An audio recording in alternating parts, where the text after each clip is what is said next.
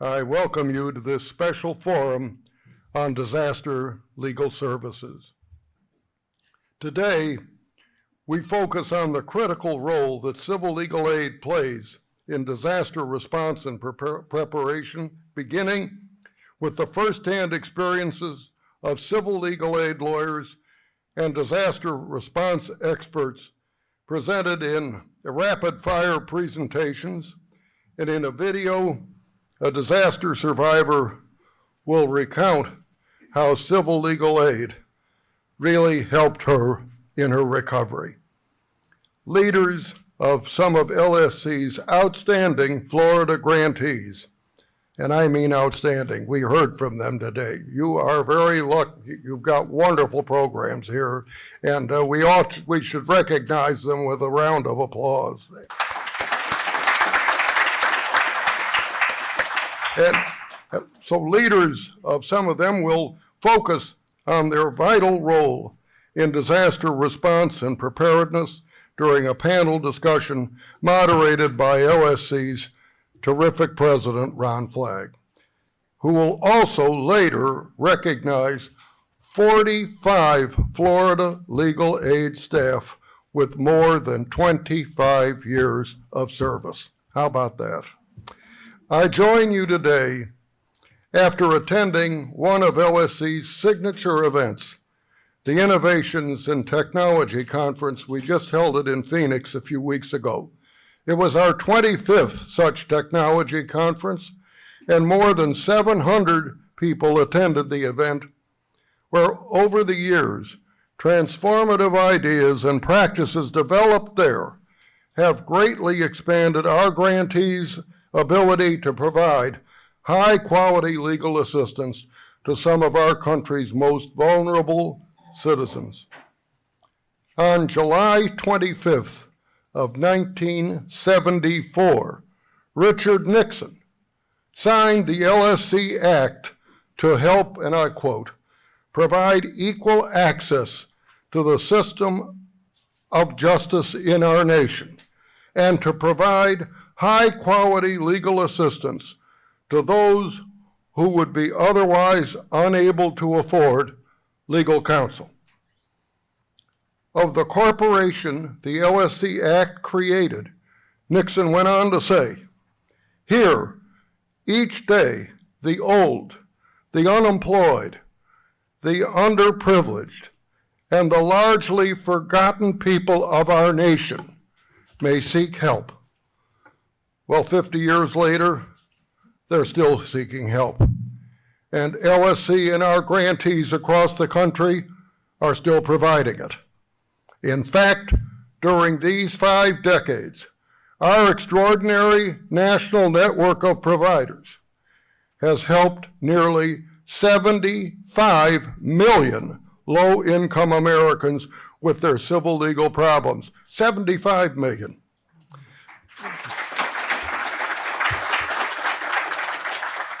During the past decade, LSC's 7 grantees here in Florida and the 123 others with 900 offices across our country have worked to increase state funding, expand the use of kiosks, portals, justice buses, trained paraprofessionals. They've helped create easy-to-use court forms, and now they're developing ways to utilize the growing power of AI to hopefully greatly increase the number of folks our grantees will be able to assist. LSC's latest by the numbers, the data underlying legal aid programs, report recently published found in 2023 that LSC grantees closed more than 771,000 cases for their low-income clients, a 10-year high. Well, just imagine what our grantees could do with anything approaching appropriate funding if they weren't forced to turn away as many eligible applicants as they help because of a lack of resources. Yes, despite LSC and our grantees' best efforts, the situation remains in significant crisis. LSC's 2022 Justice Gap Survey carefully examined the depth of this problem and captured the dire situation in a single statistic. Low-income Americans did not receive any or enough legal help for 92% of their civil legal problems. When you consider that study found that with 74% of those low-income households, they experienced at least one civil legal problem a year, 39% of them suffered 5 or more. Well, you understand the magnitude of the challenge. And 30 years ago, Congress appropriated $400 million for LSC. So although we appreciate that for fiscal year 2024, Congress maintained LSC's funding at $560 million, clearly much more is needed to close this significant justice gap after many years of underfunding. And that's why our bipartisan LSC board voted unanimously in July to request from Congress $2.1 billion for LSC's fiscal year 2026 budget. And such an increase would make a world of difference for LSC and its grantees. Well, support for LSC and adequate funding for civil legal aid is not a partisan issue, as Florida Republican Representative Laurel Lee observed at an LSC event 2 years ago, and I quote her, "I'm very proud to be in a bipartisan group of members of Congress who have come out and expressed how important it is that we continue to support LSC and that we continue to support the people in our communities who are in need of legal services," unquote. Well, access to justice, it's not a political initiative. It's a core American value expressed in the preamble to our Constitution, etched above the entrance to the Supreme Court, invoked in the final words of the Pledge of Allegiance. And as former U.S. Attorney General and longtime Florida State Attorney Janet Reno observed, justice is not a luxury to be enjoyed by only a few. It is a right that belongs to all. Well, it's our civic duty as citizens, our professional duty as officers of the court, to recognize this transcendent right and make it fully realized for all Americans. It's now my great honor to introduce Judge Darren Farfante, who has been a steadfast supporter of access to justice across the state and also legal services. He was appointed to the Circuit Court for the 13th Judicial Circuit by Governor Rick Scott in 2017, and over the last 8 years, he has held appointments in the Family Law Division, more recently in the Complex Business Litigation Division, where he also administers the specialized tobacco and asbestos litigation. Judge Farfante has chaired the 13th Judicial Circuit's Pro Bono Committee, which provides oversight and direction of pro bono legal services for indigent in Hillsborough County, as well as the Circuit's Professionalism Committee. Prior to joining the bench, he practiced law with Buchanan, Ingersoll, and Rooney, and previously served as a trial attorney for the Department of Justice's Tax Division. He's a quadruple gator, receiving his bachelor's, Master of Law, Master of Accountancy, and law degree from the University of Florida. Thank you for joining us today, Judge Farfante.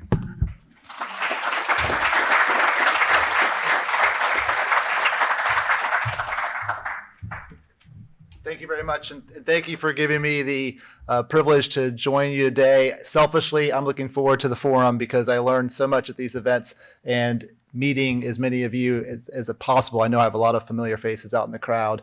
And I'll tell you, I think there's a funny Janet Reno story. Since you mentioned Janet Reno, I have to say it. So I started my career at the Justice Department. My dear mother, she swore that I worked right outside Janet Reno's office. And I was at a table and I would just pass her every day as she walked in and out of the office. And so my parents were out at lunch one day and Janet Reno was in Tampa, and my mother walked right up to Janet Reno, past whatever security detail there was, and she says, "My son works for you."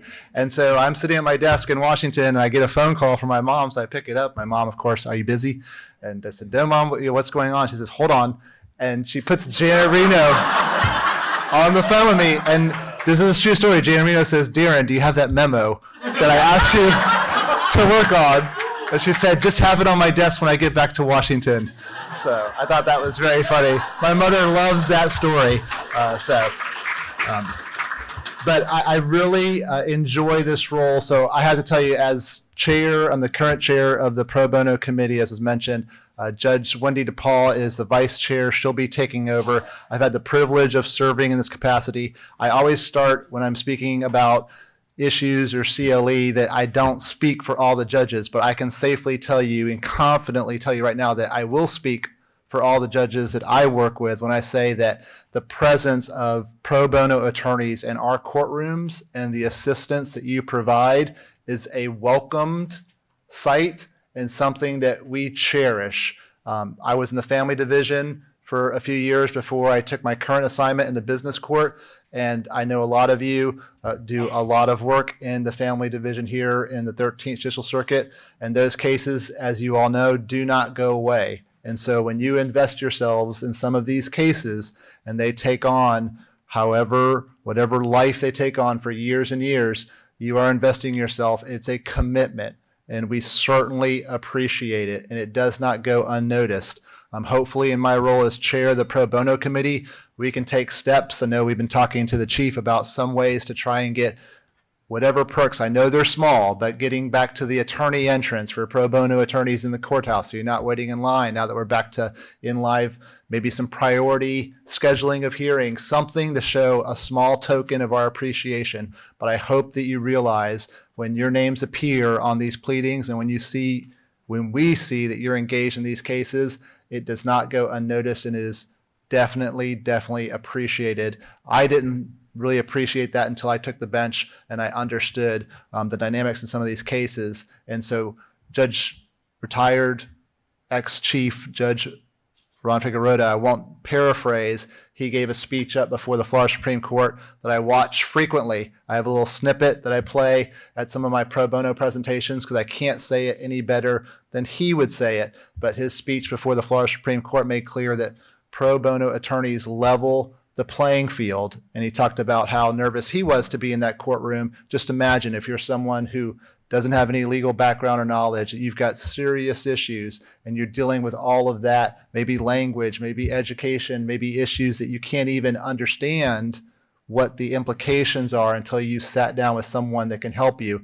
It's more than leveling the playing field. Some of these individuals, as you know, don't know where the stadium is. You are holding their hands and you are not, at the end of the day, leaving them. You're staying with them. And so as chair, it's a very it's an ability for me to see the impact across the community that you provide, and I just cannot thank you enough for the service. So please take that. It's from all of the judges, and I can safely say, as I started, that I'm speaking for everyone, that we truly appreciate your assistance. So again, thank you for being here. I'm going to take my place in the audience and try and absorb as much as possible to bring that back to my 13th Judicial Circuit Pro Bono Committee. But the last thing I will say is I've also been involved in the Professionalism Committee, and I see now, kind of sitting on both of those committees, how important it is for some of the young attorneys in town to get their feet wet in some of these cases with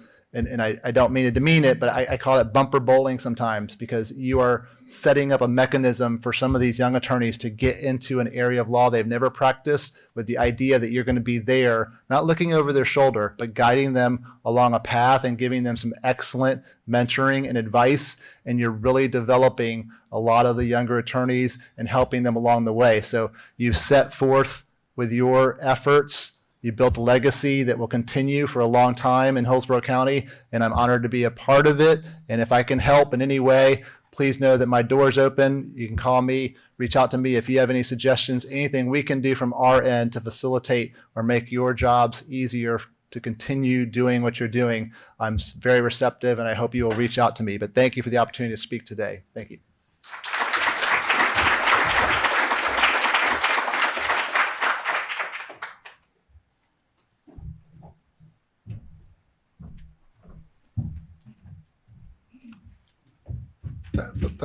Thank you so much, Judge, and thank you for your own commitment and all you do really for access to justice, and your leadership is so important. It's my great pleasure now to introduce Christina Hansen, the Disaster Grants Program Counsel at LSC. She focuses on disaster grant administration, evaluates grantee performance, provides technical assistance to grantees engaged in disaster relief and recovery efforts. She works extensively with LSC grantees here in Florida and across the entire Southeast, particularly addressing the impacts of hurricanes. With over 20 years of experience as an attorney and in program management, policy, and leadership, Christina collaborates with LSC's grantees and external partners to strengthen the integration of civil legal aid into disaster response and recovery. We are very lucky to have her at LSC. Christina, please.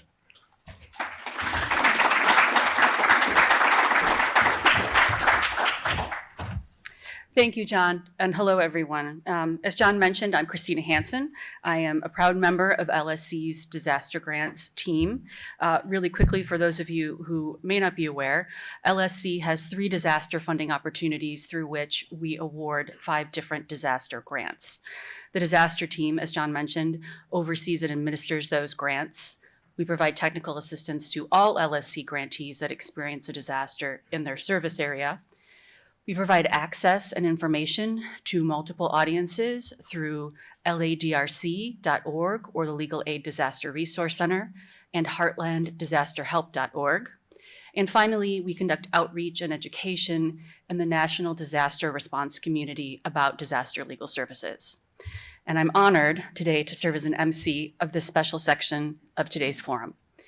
In a moment, you're going to hear 6 brief stories from 6 different perspectives about the role and impact of legal services in the wake of natural disasters in Florida.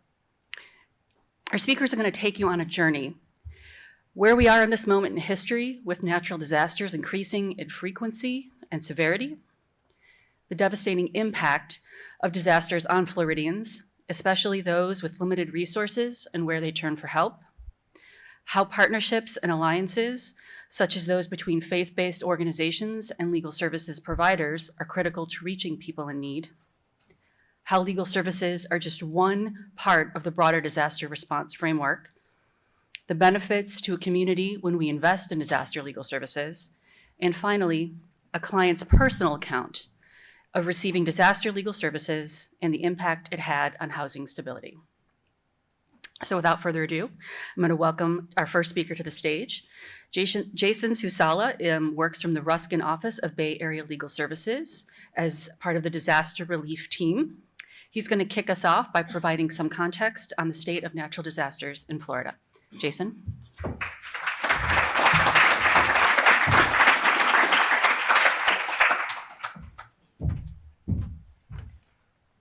There's a lot more people in the room. See, sitting in the front, you only see one person at a time. So when you get up here and you realize that there's all these people behind you, it's extremely nerve-wracking. So give me just a minute here as I go over my notes and refresh my memory on anything I was going to say. Right, okay, here we go. Jason ends his captivating speech, immediately followed by an eruption of loud applause. Standing ovation, roses are thrown at his feet, and he is presented a large golden trophy. I'm sorry, I'm getting ahead of myself. Here's the beginning part. Good afternoon, everyone. My name is Jason Susella, and I'm the managing attorney of Bay Area Legal Services Disaster Relief Team. I want to welcome you all to the Tampa Bay region. For those of you who aren't from here, things probably look kind of okay in our community. Let me suggest that is anything but the case. We've been severely impacted by a number of hurricanes during this past hurricane season. And Floridians are pretty good at hiding their hurricane scars. So I'm kind of here to tell you some bad news. If you haven't heard, we have been impacted by 3 consecutive hurricanes. That's 3, and I emphasize 3, and I'll keep saying it, because most of us are thinking of Milton and Helene. But prior to that, the nasty visitor in town before those 2 was Debbie. Debbie brought significant flooding to our coastal communities and a lot of devastation to our southern neighbors in Sarasota and Manatee counties. Let's see here. She was in August, right? Helene was in September, and Milton was in October. Those 2 last storms, 2 weeks apart. 2 major hurricanes impacting our community in 2 weeks. It's a heinous situation. Right now, we have over 319,000 valid FEMA registrations for Hurricane Helene in the state of Florida. 52% of those total registrations are coming out of Hillsborough County and our neighbor Pinellas County to the west. 52% of the total state registrations for Helene. For Hurricane Milton, statewide, we are over 1 million valid FEMA registrations. 40% of those are coming out of Hillsborough and Pinellas. The damage is right here. It's a bad place to be, and we're going to be in it for a while. Because as we know, disasters do not end when the wind stops blowing. That's just the beginning. The difficulty comes after the event, when folks are struggling, trying to put their lives back together, trying to cope with the trauma of loss, and in a community of disarray, surrounded by devastation. So, you want some good news, I suppose. The good news is that more than ever, legal aid is a respected partner in the disaster relief community. Survivors know to come to us now. And this was not true years ago. This took years of building up our programs, connecting with the right partners. Just as an example, Bay Area's statewide disaster relief line was once a sleepy line. Let's go back to July. Maybe a handful of calls a day. There are some folks in the room who have direct experience with this, so they're probably mad or angry or thinking about how funny this is. This line has handled since July 3,000 pickups. And it's a testament to exactly how important we have become in this field and what the great amount of need is in our area. This makes our roles extremely important, more important than ever. But with this important role comes some challenges, right? Because some of us are not only advocates, we are also survivors. After Hurricane Milton, my entire neighborhood flooded. Inland flooding did not recede in my neighborhood for nearly a week. We were stuck in a powerless home for several days. Can't get out. Couldn't navigate the waterways that used to be roadways. The county eventually dispatched the sheriff to our neighborhood with a high water vehicle to ferry people in and out of our community so they could get needed supplies. This sort of impediment cannot stop the mission.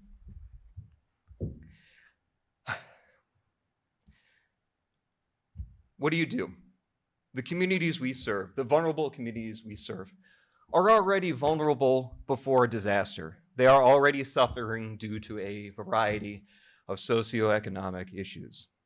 And now, after a disaster, they are probably in the absolute worst of their entire lives. So, people are being kicked out of their homes illegally. People are losing their jobs because they lost their car in a hurricane and don't know how to navigate the system to get the funds to replace that car. Families are struggling with food loss. So what do?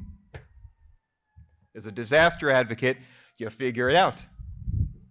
That means sometimes you lose a little sleep after a disaster. It means sometimes you work weekends.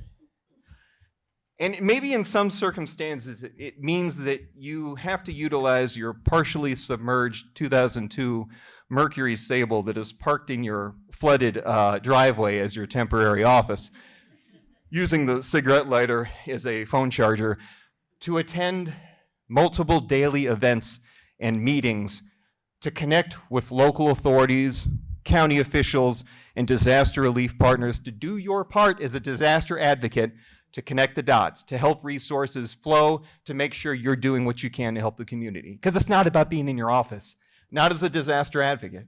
We're different. Let me take a breath. Self-care can wait. And I know a lot of disaster partners don't like me saying that. They always say, take care of yourself first. No. Not us. No, we can't do that. Because it turns out we're very much needed right after the incident.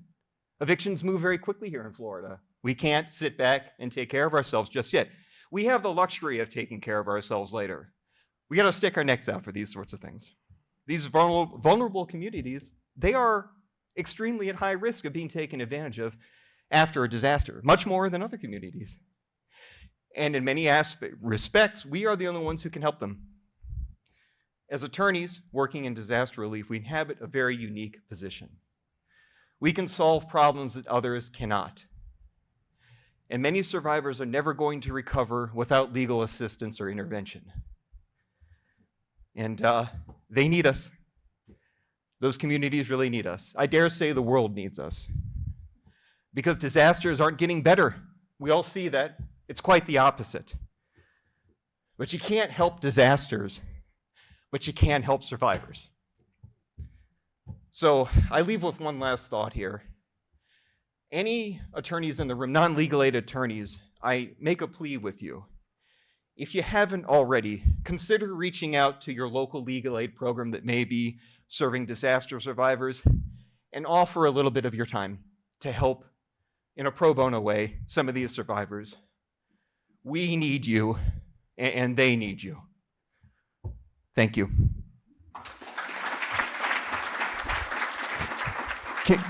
Can you put that dumb picture up real quick? Atypical roles, I'll tell you about this. That guy is in the Pinellas County Emergency Operations Center after Hurricane Helene. Milton, I couldn't because, like I said, I was flooded in my neighborhood.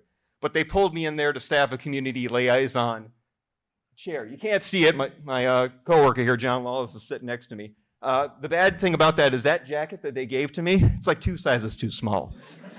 But the takeaway is that they let me take it home, and it sits on my coat rack. It's a lovely thing.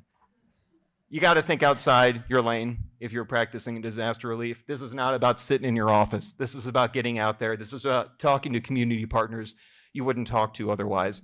And this is really about doing whatever you can to support the disaster community. Thank you. That's for real, the end. How about that? I got 2 rounds of applause. Thank you, Jason. I apologize. The gold statue was lost by my airline. I will give you the claim ticket and you can deal with them. But no, in all seriousness, I want to thank you for setting the foundation for our time together.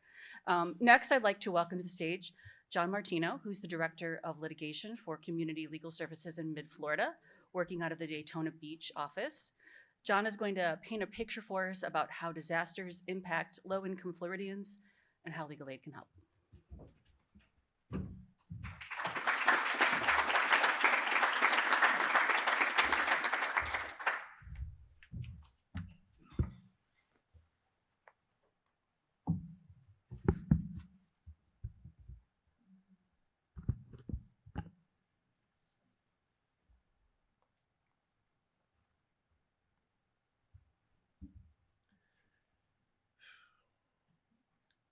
Imagine this.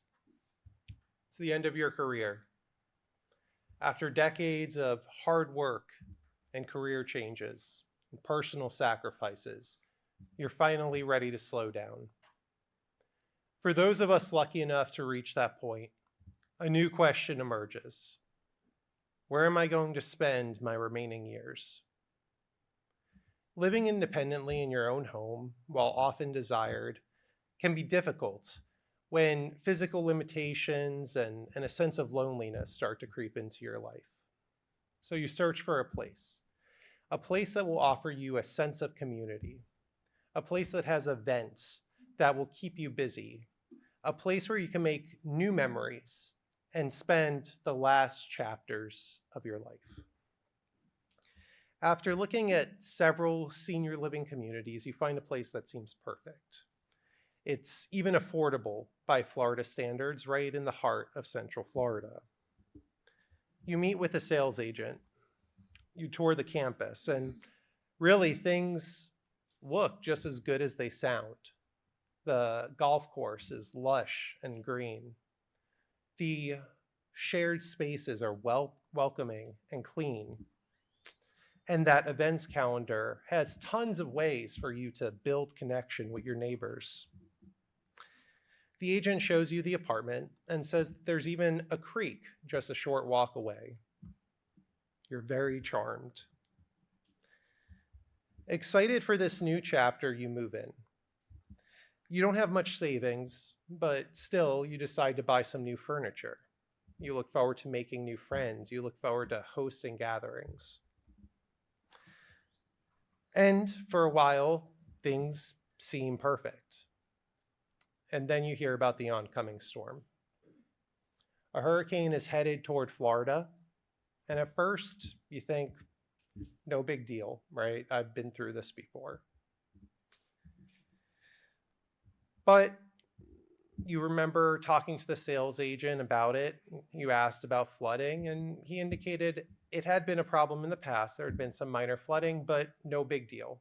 It had been taken care of. It wouldn't happen again. So you think, that's fine, I'll stay. I'll weather it out. And then you start seeing your neighbors leave. And you think, that's interesting, but you know what, I got it. I can make it through. So the storm passes through the state, slowly, as we know they do. And as it finally gets to the community in Central Florida, you see wind and rain, and we know what it's like seeing that sideways rain kind of striking the community. You could almost not even see what's going on, not that many feet in front of your house. And so as the storm passes and you think, I'm almost in the clear, and it slows down, you notice that creek that was a selling point just a couple months earlier. And you notice that the level of that creek has risen. And then you notice that the water line is closer to your apartment than it was before. And then a short while later, just an hour later, you see that the water is 50 yards away. And you start panicking a little bit.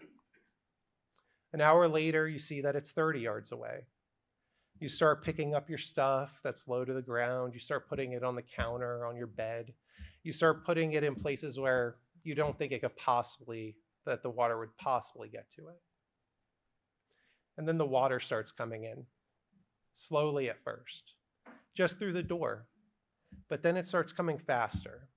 It starts coming through the walls. It starts even coming through the ground. 1 foot of water, you know the carpet's done. 2 feet of water, you know your appliances destroyed. 3 feet of water, and that realization finally hits, I need help. There you are, submerged in your apartment, 3 feet of water, watching everything you've worked for. Your life in this new community, your friends, all your possessions just float away from you. Eventually help arrives and you get saved by an airboat. Your friends, your belongings, you have no idea how they're doing. You survey the damage as you're boated out of your community and you see water as far as you can see. You know that your life in this new community is over, and with it, the memories you've just started to make.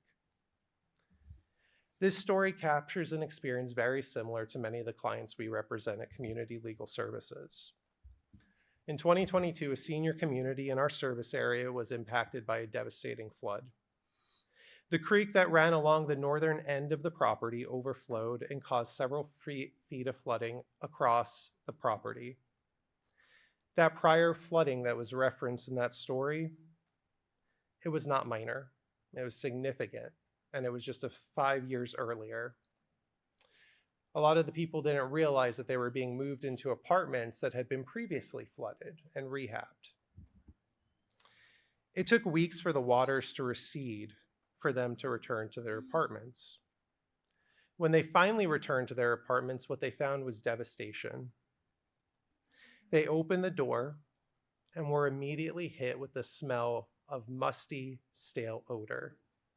For weeks in a small, hot, and wet apartment, mold had formed over every single one of their possessions. Before the residents gained access, individuals were even hired to go through things, to toss things away that were destroyed. Some items were never found.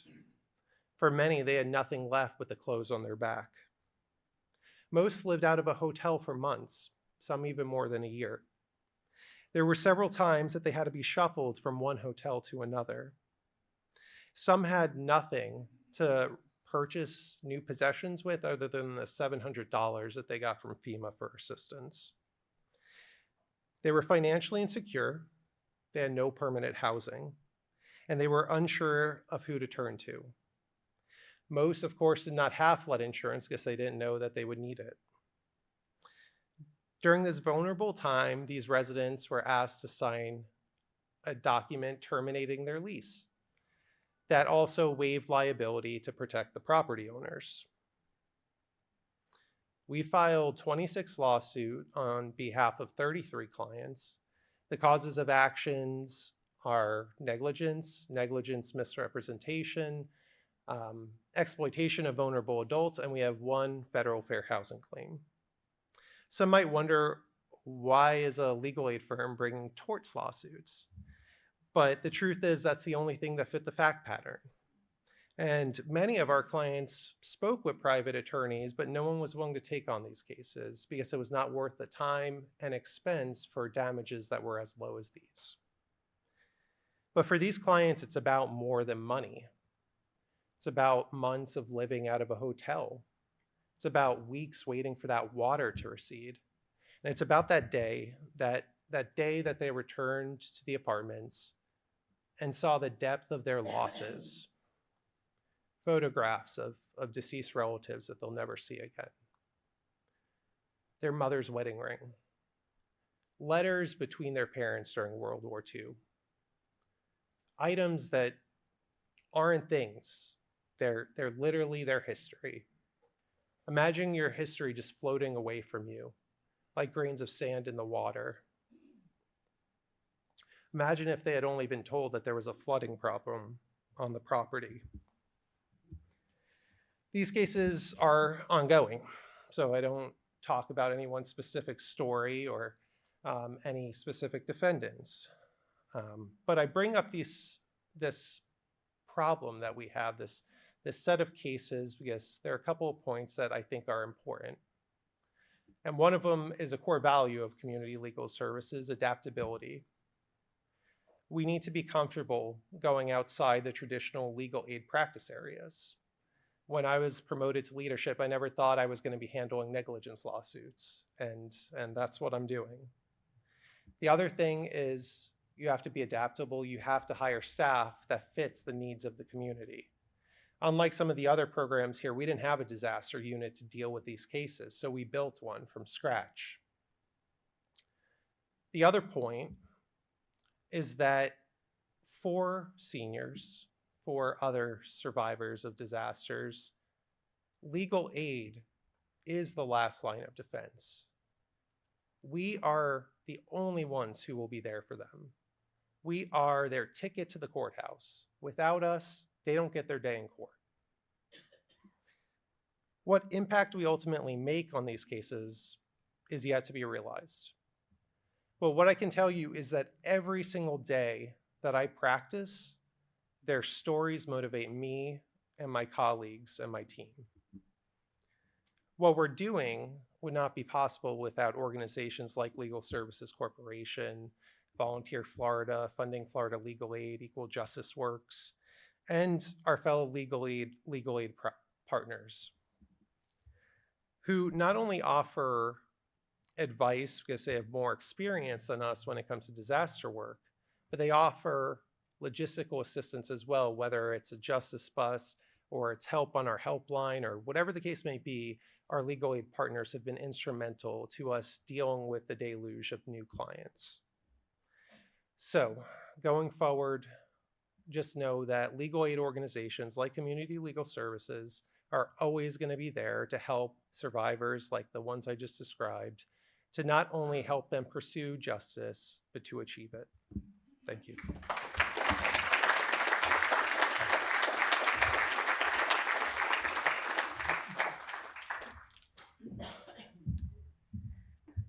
Thank you, John, for sharing that very vivid description and helping us better understand the real human impact of disasters here in Florida. Now I'd like to call to the stage Greg Strader.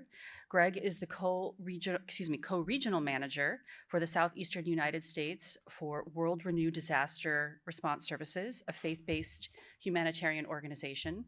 Greg also serves as the secretary of the National Voluntary Organizations Active in Disasters, yes, that's a long word, National VOAD, for those who are familiar with the acronym, Long-Term Recovery Committee, as well as on the Mentor Subcommittee. He's here today to talk about turning to our congregations and faith leaders when we need help with problems that often involve legal issues. Greg.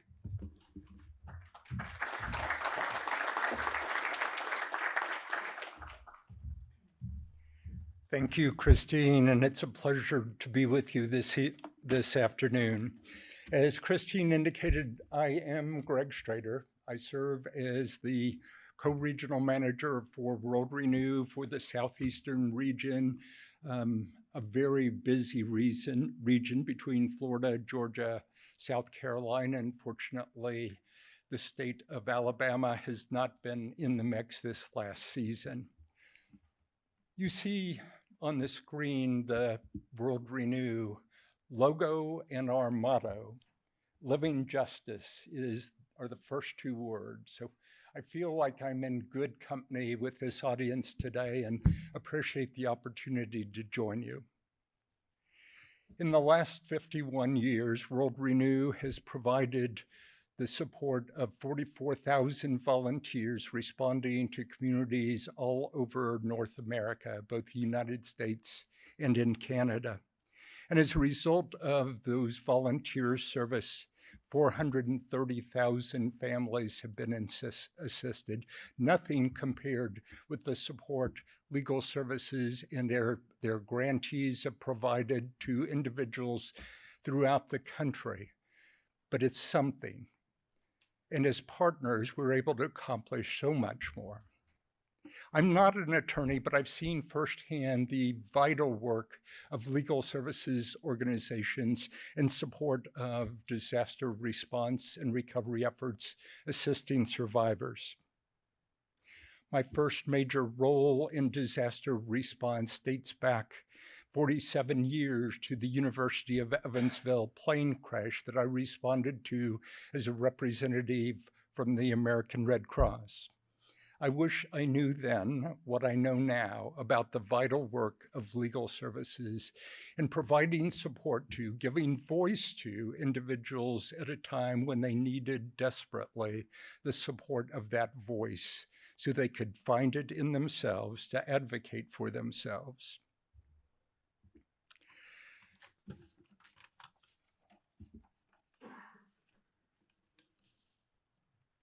My former organization, the Be Ready Alliance Coordinating for Emergencies, served as the umbrella organization for the Escambia Long-Term Recovery Committee that supported individuals in innumerable different disasters over a period of time. I learned from that experience the importance of engaging with faith-based organizations early in my career.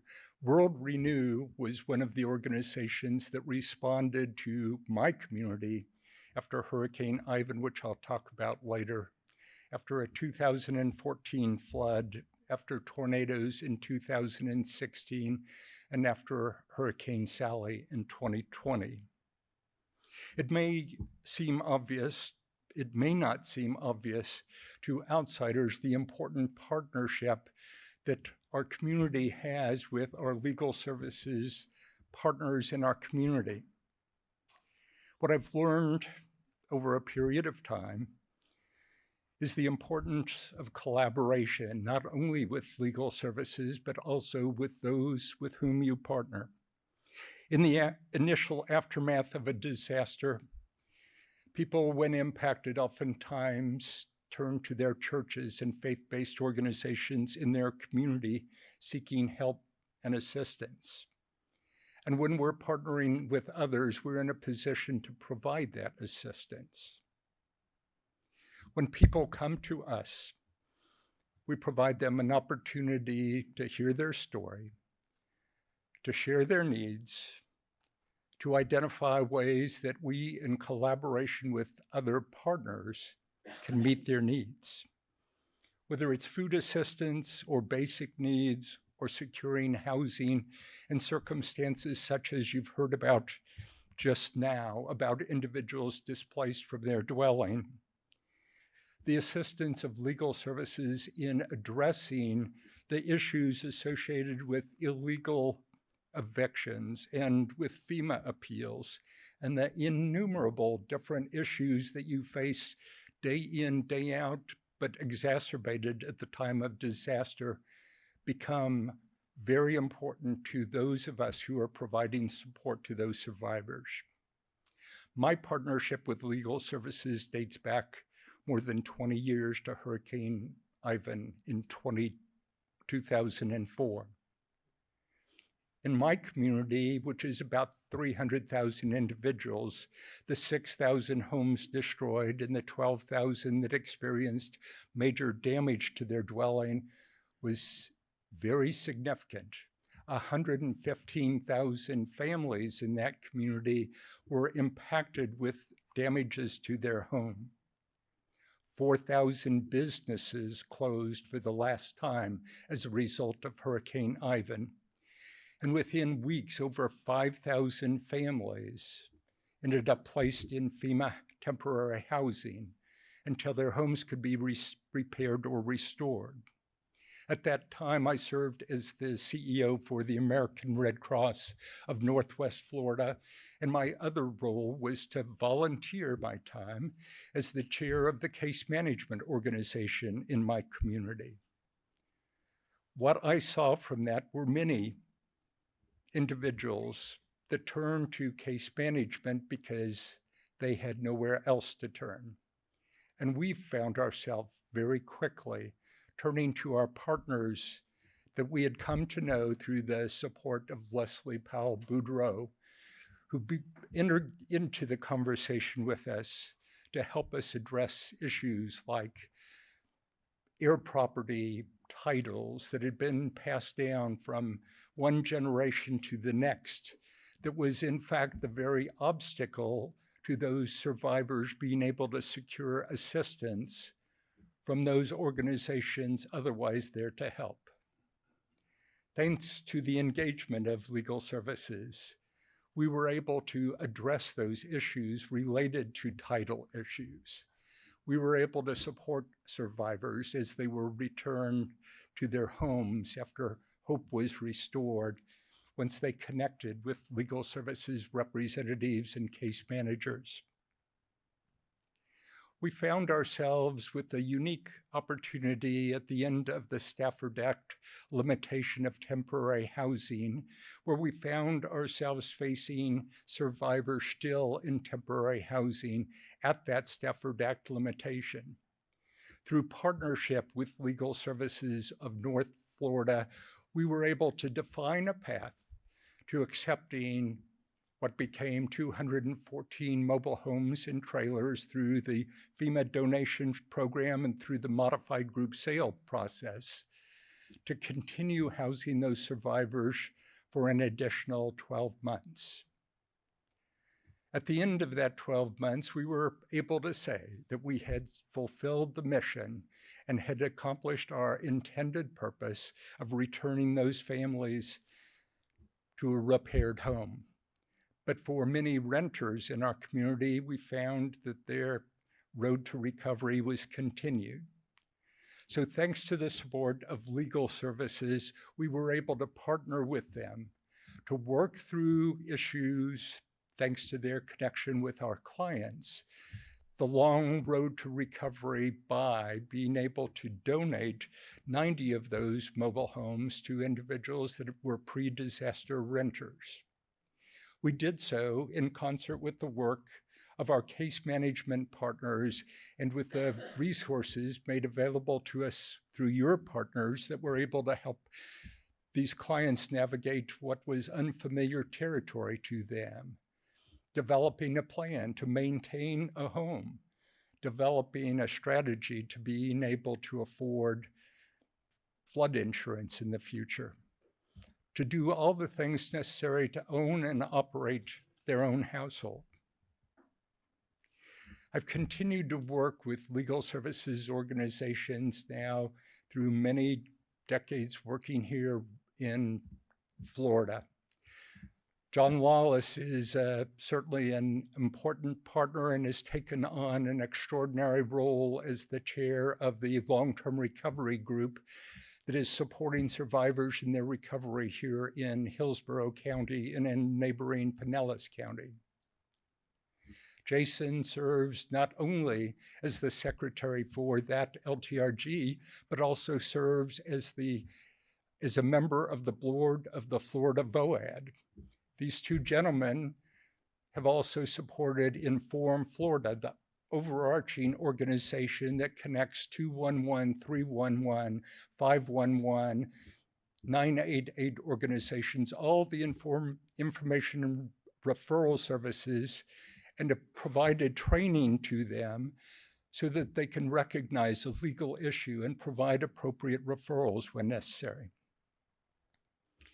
Kathy Grunwald has done an extraordinary job, and thanks to the support of grants from Legal Services Corporation, has provided 770 individuals with training in concert with long-term recovery groups and VOAD organizations and community organizations addressing disaster issues by providing 49 different training opportunities to connect those individuals so that they can work together in overcoming the challenges faced by disaster survivors. As a faith leader, I've come to appreciate the power of partnership. I know of no more important partnership that exists than those of you supporting the work of long-term recovery groups and others supporting assistance to survivors. Together, we can accomplish what none of us could accomplish alone. On behalf of World Renew and the National VOAD Long-Term Recovery Group, I say thank you for your service and support.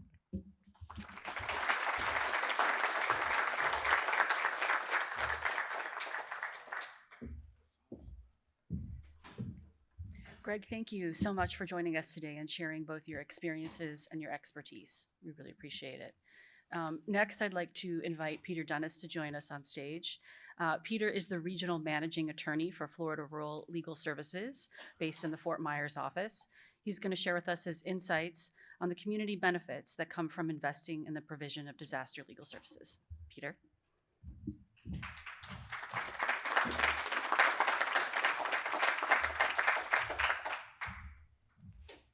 Thank you.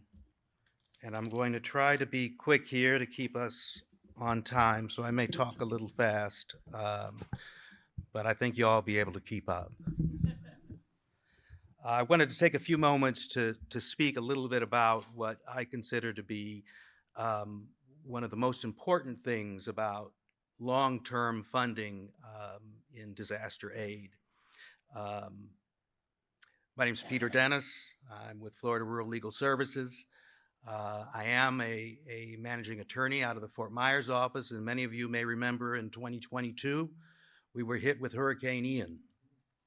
And overnight, many of our lives were changed, and many of the lives of the people we serve were changed. At that time, I wouldn't say that we had an immense amount of experience in disaster services, but we recognized we had to hurry up and learn quick because the need was there. We were definitely helped and benefited greatly from an LSC long-term disaster grant, which we are still currently working under. And I want to talk quickly about 5 benefits that we have specifically seen as a result of that grant. The first of which is our ability to look at our outreach and to understand our populations in a more unique way. As you look at the area we serve both a coastal area and we serve an inland area. In the coastal area, we have a lot of urban places. We have a lot of infrastructure. And when we looked at doing outreach after the disaster in those areas, we found that we were able to go to places like DRCs, the Disaster Resource Centers, to FEMA, where FEMA is, and to places where the SBA where they were handing out disaster relief. We were able to find the survivors in those areas and sort of target our outreach there. But what we found is that in our more rural areas, we weren't seeing the same amount of individuals in proportion of the population. We didn't know how we were going to be able to reach out to those people. So we realized we had to get creative. And it wasn't me, but if I could remember who it was, I would probably still say it wasn't me. But in one of our meetings, somebody said, I have an idea. Why don't we start doing our outreach at laundromats? After a disaster, everybody has dirty clothes, and a lot of people don't have electricity for an extended period of time. And also, laundromats service a lot of the people who are traditionally our clients, people who don't have private washers and dryers. And there's one thing that everybody at a laundromat has besides quarters. That is time. Everybody is waiting to switch their load over to the dryer or take their clothes out the dryer and start folding them. So we had a captive audience. We set up the tables, and people who were reluctant to come to us, who thought, well, you know, I have these problems with my roof disappearing, or I have damage to my house, but what am I going to do, call a lawyer? They didn't see the value necessarily in doing that. But suddenly they had nothing to lose but to come up and talk to us. And the more we talked to them, and the more they talked to us, the more we realized that we had things we could help them with. And the more that they saw that, wow, this is a resource that we can use. That creativity and outreach has continued far past the initial disaster. That creativity and outreach is something we now recognize has to go on 24/7, 364 days of the year. We have to continue to be flexible in how we reach out to our communities, because our communities are not necessarily going to be knocking at our door, but they are going to be in need of our services. The second one is leveraging our relationship with fellow LSC grantees. And this one is very close to me. Part of what we were able to do as a recipient of this 2022 grant was we were able to develop a mentor-mentee relationship with Legal Services of North Florida. Now, they have a great amount of experience in providing disaster services, so we were very honored to be able to partner with them on this. The investment in which LSC provided in developing their disaster services and their disaster recovery is paid forward through the ability for us to be able to go to them and for them to teach us. Now, we had formal meetings once a month, and we still do, But also, as importantly, we have informal discussions. I know that anytime I have a question that's disaster law related, I can pick up the phone and call Kathy. And not only will I probably end up feeling a little better about myself because she just has a way of talking, which you'll see, that'll put you at ease. She has an encyclopedic knowledge of all things disaster.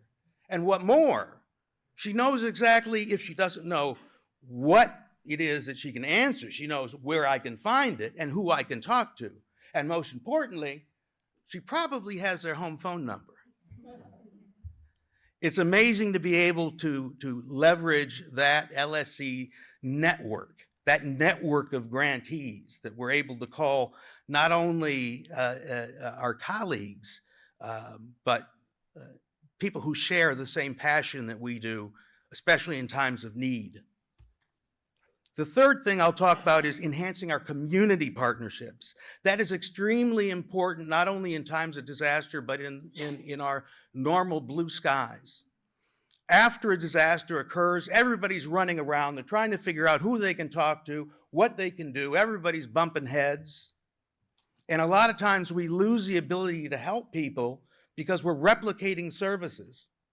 So with a long-term disaster recovery grant, we're able to take the time and space to get to know the resources within our community and the partners within our community that we need to know so that when these things do occur, they know who we are and what we do, and we know who they are and how to get in touch with them. And that enhances our ability to respond. You can't do that if you don't have somebody who is supporting you long term. If you're just looking at case numbers and you're just looking at going in and doing something for 6 months, you're not going to have the time to build these partnerships. And that is one of the fantastic things that a long-term recovery grant from LSC has allowed us to do. Fourth, I'm very proud to say that it has enhanced our community preparedness. A prepared community is a resilient community. So one example of this that I'm very proud of has been a collaboration with the Red Cross in our area. And using our LSC funding, we were able to come up with the idea of disaster go bags, which are essentially waterproof satchels. And in these that we give out after training are checklists and information. Most importantly, they say, these are the things that you need to have in this after disaster to help you. You need to have your insurance policy, put a copy of that in there, a copy of your driver's license, put a copy of all these things that are going to be required of you when you go and you talk to your insurance company, when you go and you talk to FEMA, when you go and you talk to whoever it is. And we include pens and notebooks in there, because the one thing that I learned after going through a disaster was there are thousands of numbers and claim numbers and file numbers and your number 486.27. So make sure you bring up that reference number when you call back. Those are things that you don't have on you when you come from the shelters. A lot of the population that we serve are older individuals who may not have the time or wherewithal to gather these documents in times of great stress. So having that together beforehand and being able to say, I have this, I can evacuate when I need to, and I know I have what I need to have with me. That helps our community respond to a disaster. And again, would not be possible without the long-term commitment that LSC has given us through this long-term grant. Fifth, and finally, has been the long-term community commitment. A community knows when you are there for the first 6 months and you leave. A community knows when you're there for the news cycle. But what we've been able to do with the long-term grant is show the community we're not just going to be there for the immediate needs that you have after a disaster. We are there for the long term, because the issues that you face right after a disaster are going to be different than the issues that you face in the long term. Right after a disaster, you may be looking at things like landlord-tenant issues or the condemnation of where you live. But in the long term, 2 years out, which is where we are right now, you suddenly realize that that contractor that you hired to redo your house, he's not coming back and your house is gutted. And you didn't realize that was going to happen at first, that the insurance money that you took is all gone, but your house is only 2/3 repaired. These are things that only become apparent to you in the long term. And that's why it's so important that we hang in there with long-term recovery groups, that we hang in there with groups that talk about unmet needs. And building that trust with the community not only helps with our post-disaster response, it helps with our general status within the community. They know that they can trust us. They know that they can come to us with their legal needs. They know that we are going to be there. And we know who they are too. And knowing your client is just as important as them knowing you. So this investment that LSC makes in long-term recovery, it builds dividends. It builds upon itself. It provides us with the opportunity to provide assistance to people, not only directly after a disaster, which is the immediate goal, but to provide more broader legal assistance in the community long after the disaster has passed. I know that what's important to my team and my colleagues is probably the same thing that's important to the people sitting here and all of you, and that is the network of LSC grantees. The ability to look out and to say, I have this problem and I have a network of people who are just as passionate as I am, who are going to be there and who are going to help me with it. I don't know of a single law firm that has a presence in every county, in every state in this country, but I know LSC does.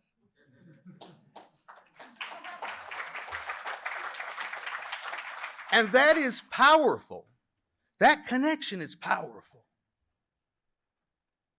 So when things happened with Helene and Milton, we saw what was happening in the Carolinas, we were able to reach out to them and say, what can we do?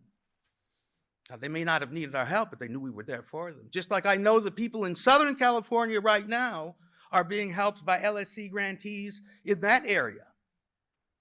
So the help that we do as grantees, the help we're able to provide our fellow grantees builds upon itself. Every investment you make in an LSC grantee will build upon itself and will touch another LSC grantee at some point. This is a network that I am very definitely proud to be a part of.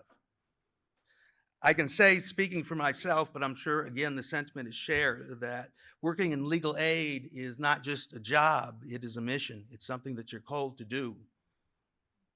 And I know that all of the people here in front of me and all of you who are here supporting the mission of LSC are also called to that mission.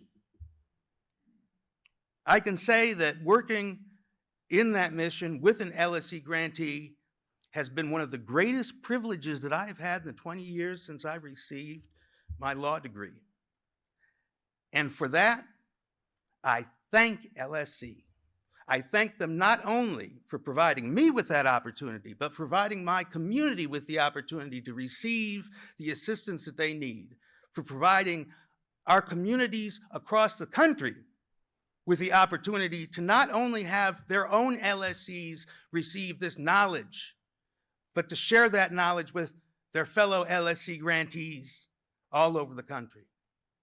So, LSC, happy 50th. And I thank you for the forward-thinking investment that you are making in our access to justice.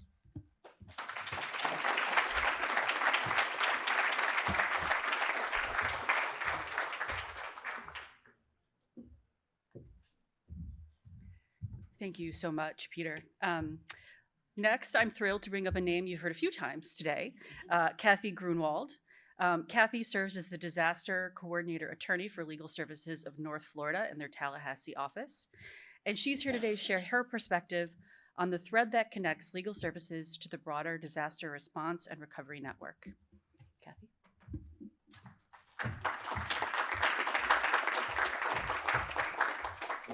Well, finally. Thank you, Christina.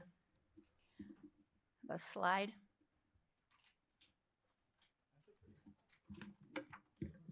On the screen is my home after Hurricane Michael. My husband and I evacuated, and we had to stay away for 9 days after the storm. It seemed like 9 weeks. And this is what we returned to. I looked at that mess and I thought, how are we ever going to get this cleaned up? It really seemed overwhelming. And even though I recognize that my circumstances are different from a lot of other survivors, I shared the same feeling of sadness at the destruction, the loss of personal property, and the feeling of being overwhelmed by the mess, the debris, and the work that had to be done to get back to normal. For many of us who live and work in disaster areas, it is those shared feelings and experiences with survivors that guides our work and keeps us focused on survivor recovery. As Christina said, I'm Kathy Grunwald, the Senior Disaster Coordination Attorney at Legal Services of North Florida, where I run our disaster practice group and our statewide disaster umbrella group. It was right after Hurricane Michael that I took this disaster position. The disaster grant that I work on has the goal of bridging the knowledge gap between legal and non-legal responders to reduce the time it takes to recover and to improve the overall recovery for survivors. The grant acknowledged that most emergency management and other nonprofit response organizations were not aware of the particular legal issues and legal problems that disaster survivors encounter. We all know that disasters cannot be prevented entirely, and for some types of disasters, we don't have time to prepare. So what we need is a program that will effectively and quickly meet the needs of all of those who are impacted. A program where recovery does not further distress disaster survivors, but instead gives them the information, resources, encouragement, and representation needed to move forward with their lives. So that was my goal, and I'm like, what to do? Where do I start? You can read the FEMA Individual Assistance Program and Policy Guide. You can look online, the websites, the fact sheets, try to figure out that sequence of delivery chart. And we did all of that. But we knew, like so many of the others today, that we had to get out of our office, that we had to get out and meet our community partners, to talk with our partners and to work with them. And that's what we did. We went to a bunch of partner meetings. We gave multiple presentations on civil legal aid and disaster legal issues, how legal aid can assist survivors in their recovery, and the most important thing is we've maintained those connections. And we do that by not waiting for people to call us and ask us to do something, to make a presentation, but calling them and saying, we'd like to talk to you about civil legal aid and disaster legal issues. We'd like to speak at your conferences and talk about disaster legal issues.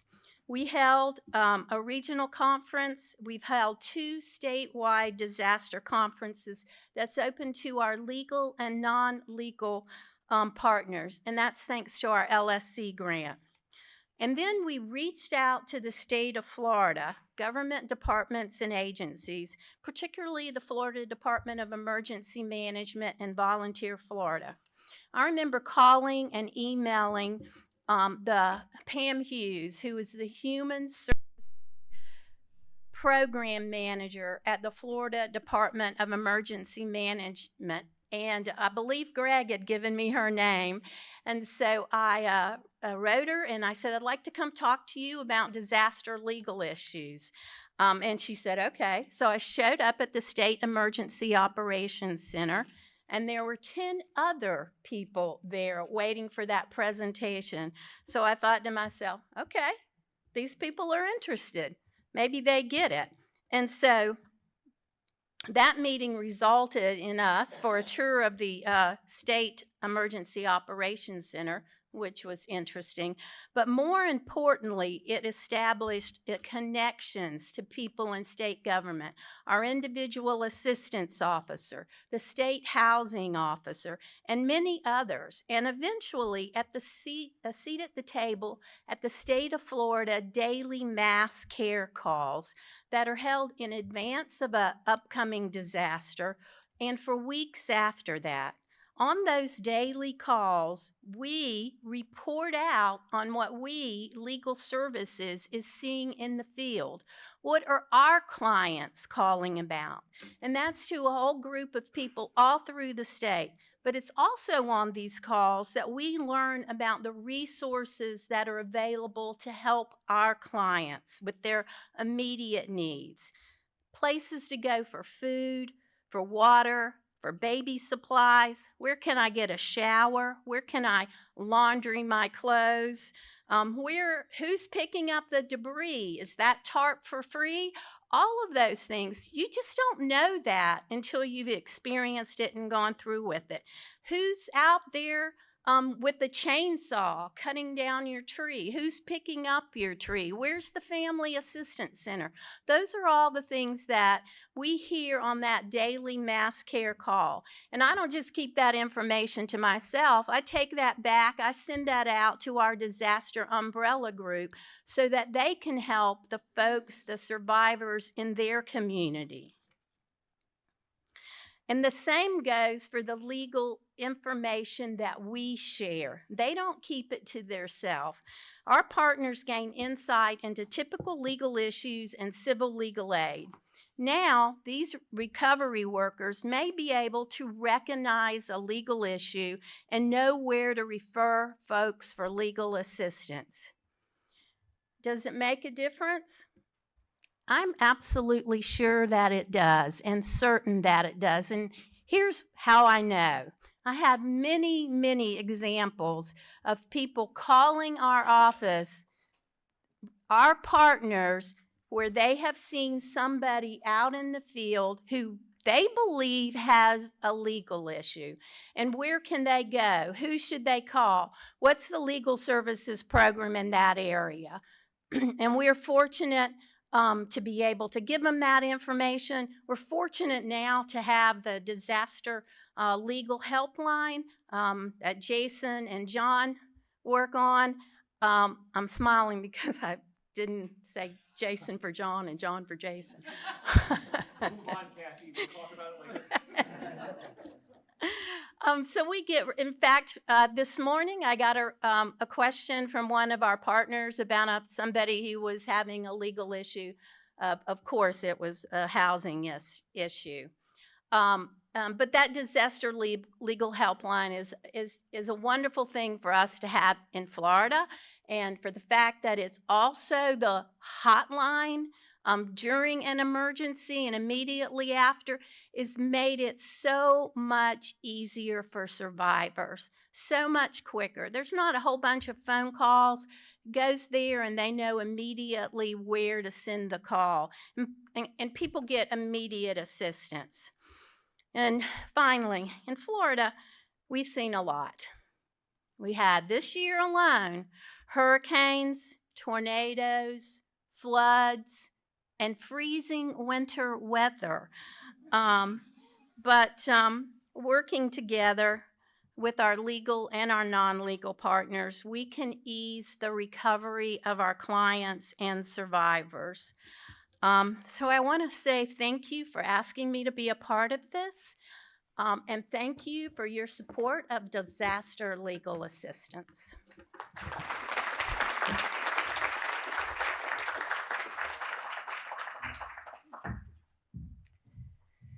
Thank you, Kathy, for highlighting that important aspect of legal aid's role and work. Lastly, although she couldn't join us in person, we want you to hear from Colleen about what happened to her after Hurricane Ian's devastating damage to her home. Working with legal aid advocates from Rural Legal Services changed her life.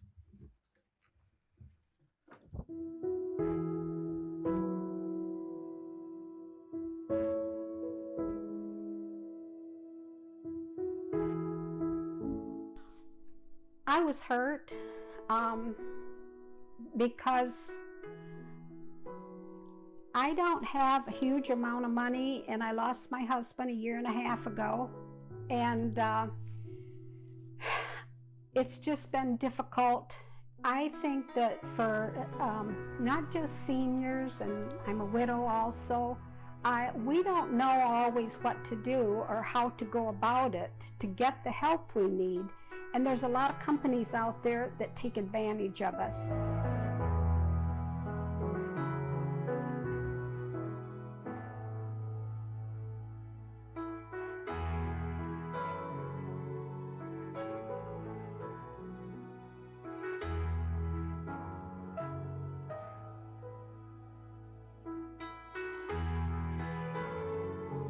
I signed a contract with Stanislaus Roofing Company, and I gave them half the price down. The amount I gave them was $10,300, and after even 10 months, they had not even filed for a permit, which they're supposed to do within 1 month after they receive my money. And I told the gentleman that I needed to have it done by September 28th because in our village, we need to have our repairs done within a year after the hurricane.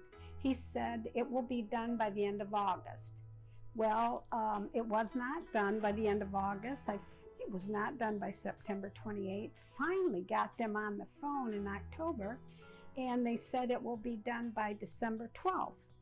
Well, December 12th came, and I finally got a hold of them, and they said that now it's going to be the middle of January. And I said, that's unacceptable. I'd like a refund. He says, well, I'll get back to you by the end of the day. He didn't. So I called the Better Business Bureau to try to see if they would help me. And they tried for a month, and they would not even answer the phone for them. At that time, I called the Florida Rural Legal Services, and they put me in contact with Kimberly Rushton, and she has been wonderful. She has helped me in so many ways. She has contacted them. She's told them that I want a refund. They finally said that they would write me a check, but they are going to take $2,000 and for their expenses, which I'm not sure what they were. There's a fraud department at the sheriff's department that do not like the idea of companies taking money from people and not doing the service. So I called the Lee County Sheriff's Department Fraud Division. They came to my house, and Officer Tripp called Stanislaus, and well, about a week later, I did receive the check. And then just to make sure that everything was on the up and up and that I would not be charged more later, Kim had them sign a release form for that nature. And I couldn't have asked for a better person to represent me. Without this service, I'm not sure I would have gotten anything back. Don't give up. Don't give up. There are people out there and organizations that will help you.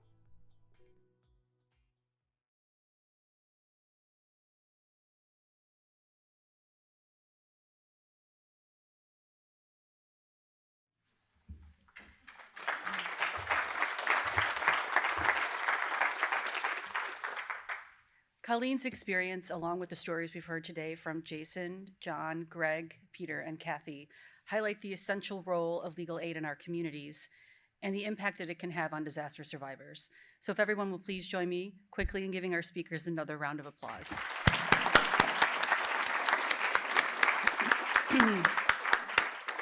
It has been my pleasure to join you today, and now I'm going to turn things over to my boss and LSC's president, Ron Flagg, who will bring us into the second half of our program.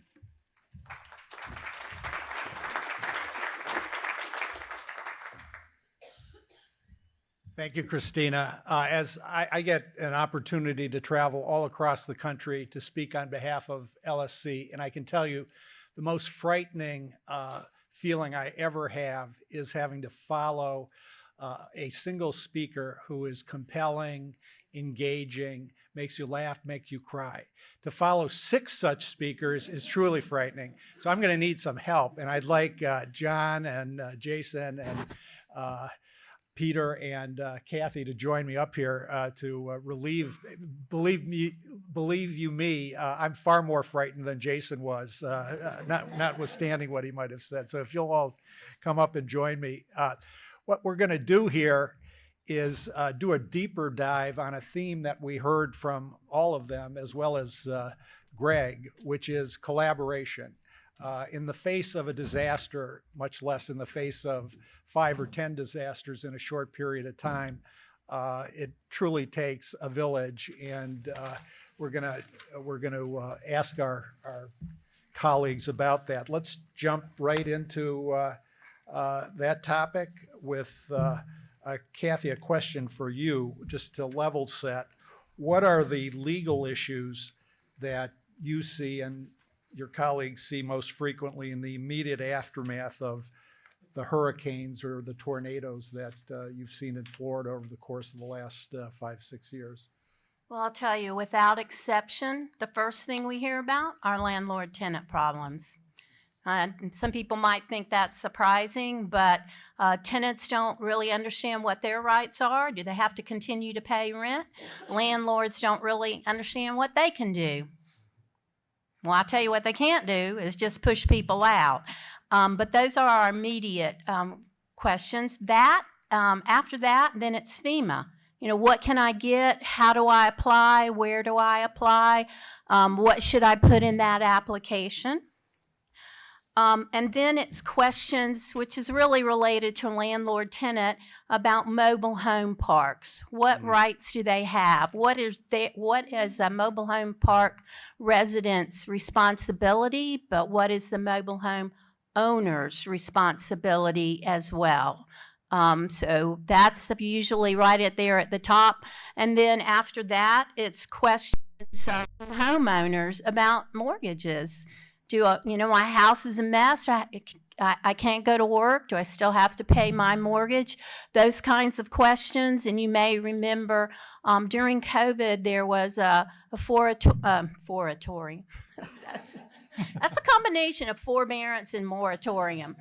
But so people were like, okay, well, after disaster, we have to continue. Do we have to keep paying our mortgage? So those are the immediate questions that we get after a disaster. How about scams and repair? John talked about scams in the original rental circumstance, but how about scams in repairs, presumably? Yep, those come right after that because, immediately it's just like, where am I going to stay? Where am I going to go? What's going to happen to me? Do I have to pay for this? Do I have to pay for that? Where can I get these resources? And then when you get back and you get a chance to think about, okay, I've got to do some repairs, but immediately, as you know, I don't know, in a disaster, the electric company is staged all over the state, so they're ready to go. I believe that contractors are also staged all over the state.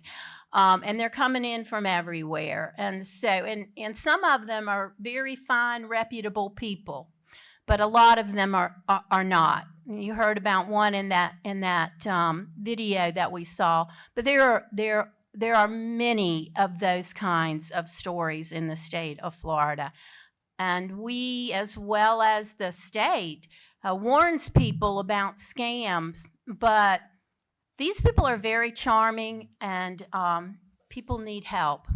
And so they'll fall prey to that.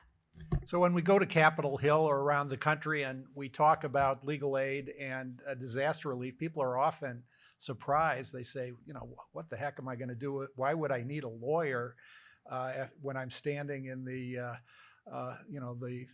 broken down or demolished home that I used to live in? So what is it that legal aid does in these situations? Jason, do you want to lead off on that? So my thoughts on this is we have a a duty to kind of understand the disaster relief landscape because it's a lot different, right? I don't think legal assistance is by any means the only thing we need to be focusing on as to what, how we engage the recovery process. There are a lot of gaps as we see. There's a lot of things in the disaster relief mechanisms that we can fill with sort of our expertise and ability to engage the community. So, for example, working with your counties, right? Working with emergency management to make sure that they understand your sorts of services, but also being a liaison for the community. Because if you're funded by a very generous LSC grant, you have the ability to engage in this outreach. And it's extremely important to do so. As Peter mentioned and everything like that, community engagement, without it, there's no way our programs would survive working in disaster relief. It's absolutely integral. Knowing what your counties need and working with them is going to open up a lot of opportunities of what we can do. You saw that dumb picture of me, right? The county wanted us to come in to staff a seat at the Emergency Operations Center. That's working 12-hour shifts for days, right? And we do it. And we don't do it because we're, doing county emergency operations. We do it because we're a community liaison, because we know the partners, we can work with them. We can also be there to immediately identify legal needs arising in the community. So it's important, very important to be upfront with that and connected with these groups. Furthermore, in long-term recovery efforts, there needs to be leadership in place. There needs to be a sense of organization for actually getting resources in for the long haul. Because again, here in the Tampa Bay region, we're going to be in long-term recovery for a decade. That's just what it is. So to actually work along with long-term recovery partners, and as John and I have been doing, actually taking leadership positions in these groups to make sure that we are doing what we can to facilitate resources coming in to overall help the community. It puts legal aid in a very good position to work with non-traditional community partners and to be known by the community as a resource. Peter, you have anything to add on the role of legal aid? Well, I mean, one thing that sort of strikes me is you said, when you're standing in the midst of all this devastation, what do you need the lawyers for? And I'm sort of thinking to myself, because you're standing in the midst of all this devastation. There are so many pitfalls that you can fall into, and people are extremely vulnerable after a disaster. What they want is they want to put their lives back together. And when they get that knock at the door from the roaming contractor who's been waiting at the end of the street till they cleared the tree out of the way, this person says, listen, I'm going to fix all your problems, ma'am. All you got to do is sign this paperwork and give me this amount of money. That seems like a real good solution. So what do we do? I think a lot of what we do is education. And again, one of the important things that we can do is educating the community beforehand. But we also need to be there afterwards when people have entered into contracts to see what we can do to assist them, especially if they were fraudulent contracts. There are so many mistakes that people can make when they are vulnerable, that they need somebody to guide them, to assure them, and to educate them.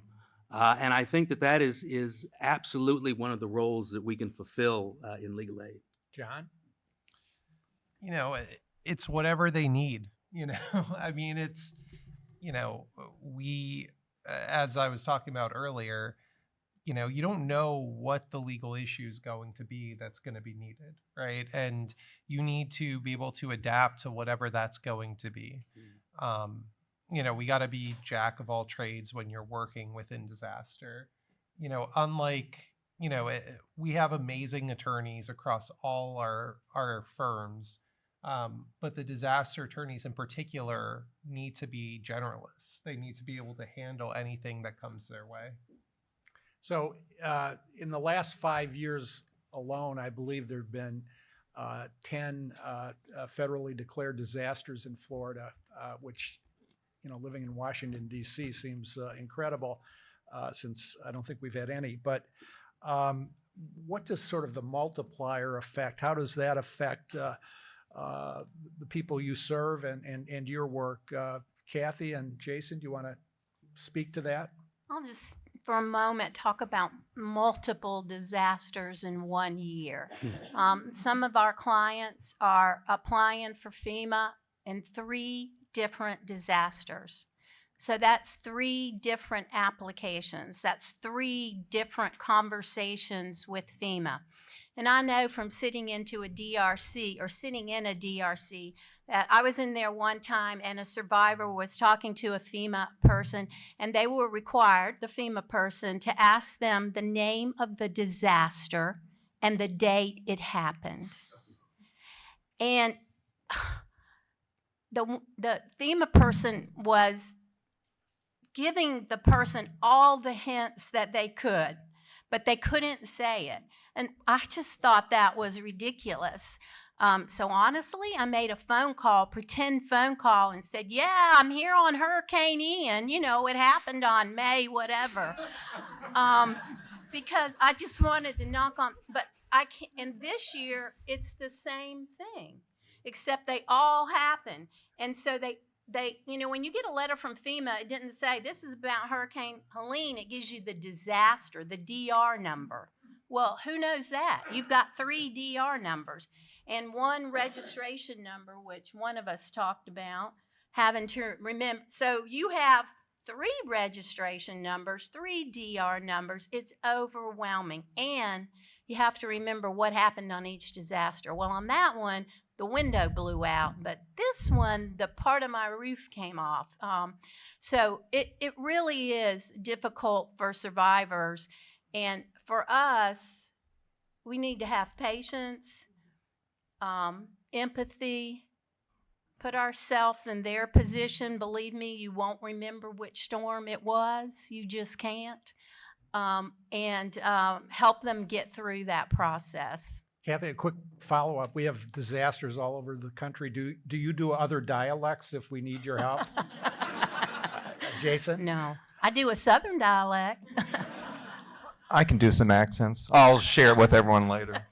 I just wanted to add, too, that, the compounding issues are really, it's an amplification of people's problems. And, there's many ways that can be played out. But again, you can imagine at-risk communities that are affected by one storm is bad enough. When it's 3 consecutive storms, whatever the issue is going to be a lot worse. It's the most simple way to put it, and that comes out to play in the needs of the communities. I will put a little bit of a weird sunny aspect to this and say that there's a silver lining in all this activity, is that it draws a lot of attention and gives us an opportunity to really show what we can do in the community. Because again, you have a small disaster that doesn't really do much. Well, there may be less, and I hate to say this word, opportunity to get involved in the community to actually provide assistance. But with this sort of thing, people know who we are. People know legal aid. People reach out to us now, whereas that did not happen years ago. So we've been meeting all day, the board has, and we've had a terrific set of presentations by the executive directors of the 7 programs here in Florida. And we've had your tremendous presentation. And the one thing we understand is that your cooperation with one another does not end at your service area border. It's quite clear that, and it doesn't even, Miami's happy to help North Florida or vice versa. It's really remarkable. John and Kathy, could you speak to the coordination but among your programs? Sure. When I was promoted to leadership, I used to be a family law attorney with Community Legal Services. And I can fairly say I knew very little about disaster or housing or consumer or any of the areas that the people at this table know how to handle professionally. And Danielle, our chief programs officer, at some point hooked me up with Kathy, who is, my disaster Yoda. If there's anything that I need, I know to call Kathy and Jason, and I know they're going to get me the answer. Or if we even just need to talk about it and just talk it out, they'll be there for me too. So, it's we work together as much as we can. We've presented previously at the Florida Governor's Hurricane Conference, and it's a great collaboration, and I love any chance to get to work with them. Yoda? That's a lot of pressure. Well, one thing that we do that I think is really important is that we have a designated day of the month, an afternoon, where we have a disaster umbrella group call. And so 5 or so years ago when that call, which had been around for a while, but it kind of got dropped, it got rejuvenated. The first couple of calls, there'd be 7 or 8 people on there. Now we regularly have 30 to 40 of our colleagues on there, and it is all of the LSC programs attend, and it's and some of our partners that are not LSC programs are also always there, and it's what we do is Bay Area reports out. See, we all talk emergency management speak now. Community Legal Services, Florida Rural, we all report on what's happening, what we're seeing, what kind of cases we're working on. If somebody's having a problem with a case, has somebody else seen that? We share our stuff that we put together. We share the videos that we put together. If we make brochures and you need a brochure, then we're happy to do it. We'll unbrand them so you can put your brand on them. As John said, we train together. We do trainings together. Many of the people in here have been a trainer at our conferences, and we keep up that connection. And really what I found in talking to people around the nation is that's unusual to meet monthly for all of the legal aid in there. And I think that's to our benefit because multiple heads are always better than one. You know, sometimes you think you've got it figured out and you mention it to somebody and they go, well, have you thought about that? And you're like, no, oh my God, I didn't even know. So that's a wonderful resource. And everything we do is to ease and improve the recovery of our clients, everything. That is our focus, and we don't forget that.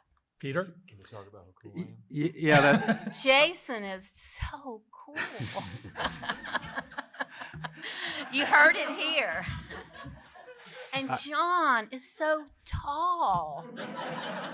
Peter, you've been left out. no, I'll You need agree to with speak both for of those yourself. statements. Peter is a great person to travel to an emergency management office with. It sounds like you just became Mr. Congeniality, but go ahead. I'll take it. No, it does remind me, though, you know, even right now, we're collaborating with Legal Services North Florida on an issue that we're having in litigation involving how do we assess damages when the contractors come in and they've gutted a house and then they've taken off. So what is an economically viable way for us as legal aid to assess those damages? We don't necessarily have $20,000 to hire somebody to come in, but we've been working directly with some of the attorneys that are working on those exact same cases at Legal Services in North Florida, and in pooling those resources, finding the connections and finding the individuals who can help us at a price we can afford in order to help our clients. So that's just a concrete example of one of those collaborations that's going on right now. All of you have vividly portrayed the horrible challenges facing your clients, the people who are surviving these disasters. What about the challenges your organizations face in providing them assistance? Peter, what are the most? There are obviously many challenges. What are the most significant? And what strategies have you come up with to work around or confront those challenges? Yeah, I mean, it definitely is true that after a disaster, we are affected just like the community. Our attorneys are affected, our staff is affected, our offices can be affected as well. We didn't have a roof after Ian. That was a little bit of a problem, but since we have no windows, it was the first time we saw daylight inside. We've since moved to a different office. No, but there, Do you have a there window or a roof or both? What's that? In your new office, do you have a? We actually have windows, which Okay. which has been a little distracting, but it's been welcomed. But no, we face the same challenges that our community faces, but at the same time, we really need to focus on what we can do at that moment to engage with the community. And again, it comes down to being somewhat creative and to also being open to reaching out to our fellow grantees and other organizations. And asking them, when we don't, when I'm faced with something, I may not have a clue of the first thing to even start with. But, if I can call up Jason or I can call up John and I can say, this is what I have going on, and we can talk about it together.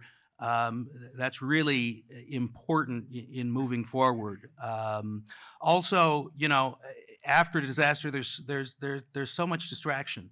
There are so many organizations that are running around. There's so much confusion. There's everybody's trying to do everything that they can, and trying to actually quietly assess what it is you as a legal aid organization can do and what you can focus on, what the legal issues are and what you can pass on to your partners that may not necessarily be legal, but recognizing and issue spotting, that's extremely important too. And that's something that comes with experience. And I think that experience only comes through mentoring and as well as living through it. But if it's your first time at the rodeo, pick up the phone, and that's exactly what we did, and we got the help we needed. Well, we're almost at time, so I'd like to give each of you a minute to answer the following question. What resources or support, and from whom, would help you better serve communities after a disaster? And John, why don't we start with you? One of the most difficult aspects of disaster response for us is that we cover 12 counties across the middle of Florida. We go from the West Coast with Hernando and Citrus all the way to the East Coast with Brevard County and up to Flagler. So we also have 10 offices, but those offices are not all equal when it comes to the number of people that are in those offices. And it's always a challenge, right, to hire in the more rural counties. And because of that, it's difficult, right, to staff those rural county DRCs when that's where the action is. So, I think ultimately it all just always comes down to getting more staff at some point. But we're building, and like I indicated earlier, we're building our program, and I think we'll get there. Jason? Money. Well said. Specifically, I'll just add real Eloquent, quick. yeah. There are funds that we could use in particular, and I will say that would be funds we could actually dedicate specifically to preparedness and community resilience. Mm-hmm. This is very important. I don't think there's any amount of community preparedness that we can do to actually make it okay, but this is something we really should focus on, if at all possible, if that were something we would want to engage in the future. Kathy? I would say people. We can use this year was a perfect example. We had a lot of disaster recovery centers open, and there's no way that our staff can staff those like we need. We need pro bono attorneys to come in and be in the DRCs to meet people. And I know a lot of times they're like, oh, I don't know anything about that. Well, we didn't know anything either when we first started. But you can learn and you can be compassionate and listen to people. So it would be great if we had people to help us staff the family assistance centers that we're in and the DRCs that we like to be in. Also, I think it would be great if I hope that we don't have a storm this year. I really don't. I mean, I really do. Honestly, I do. If we had money, even when we don't have storms, so that disaster attorneys can continue to be available, to answer questions, and to have that knowledge the next year when there's 4 or 5 disasters that impact a community. Peter, last word. All of the above. You didn't leave many crumbs left on the table, but no, it almost is all of the above. I think one of the most important things, though, that we need is continued support. Continued support from our communities as you go back to your communities, continued support from LSC, keep asking Congress, keep knocking on that door, continued support from our judiciary and encouraging people to do the pro bono work that we desperately need after disaster. So, you know, in general, I think everything that has been said in this last minute wrap-ups is absolutely correct. And the only thing I would add to that is, as I look around this room, I mean, we have an awful lot of support. Was that your continued support that's forward-looking into the future, and we certainly are appreciative of it. Please join me in a round of applause for this terrific panel.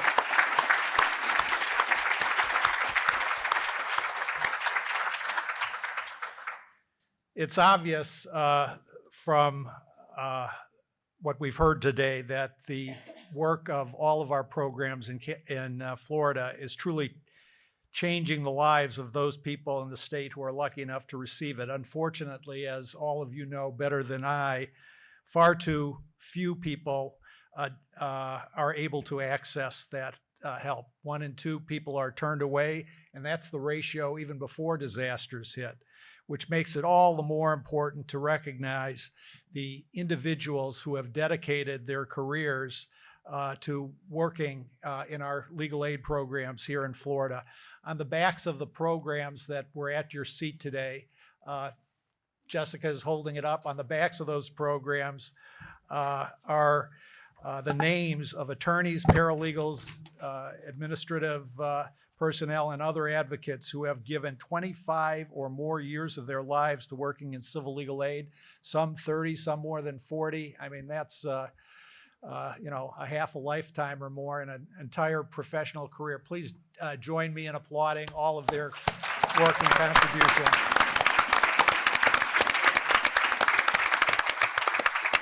If there are any of you who are listed on the back and in attendance today, please stand up. Oh my goodness.